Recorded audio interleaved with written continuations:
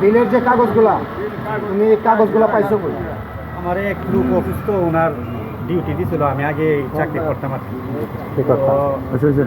আমি আসলে আমার সংসারে চালাতে গিয়ে আবার বিভিন্ন গাড়ি ভাড়া আমার কাছে থাকে না, তারপরে আমি এই টাকা অল্প টাকা মতনই বাড়ছিলাম আর কি। পরে আমি একটা সমস্যায় কইরা মানে অনেকগুলো আসলে সংসার চালাতে গিয়ে আমি ইয়ে হয়ে গেছি।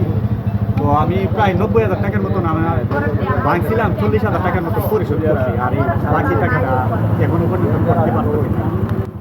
উনি গ্রামে গ্রামে হাঁটে, প্রত্যেকের বাড়ি থেকে কারেন্ট বিলের কাগজ সহকারে কারেন্টের বিল নিয়ে আসে। আসার পর সব টাকা আমার পকেটে রাখে, কোনো টাকা জমা দেয় নাই। গত 3 মাস আগে গ্রাহকদের মিটার কাটার প্রস্তুতি আসলে এবং গ্রাহকরা জানতে চায় তাদের বিল পরিশোধিত, কিন্তু তাদের বিল পরিশোধ দেখতে যায় ওই লোকের কাছে সব টাকা রয়ে গেছে। তখন তারা তাকে হাতে নাতে ধরে, তারপরে তার শাস্তি দেওয়া হয়েছে। ওনাকে চাপ দেওয়া হয়েছে, উনি বাকি টাকা আসলে আপনারা সবাই এরকম পথ করতে সাবধান। এটা ঘটনাটা ঘটছে ব্রাহ্মণবাড়িয়া বিজয়নগর চান্দুরা বাস স্ট্যান্ডে।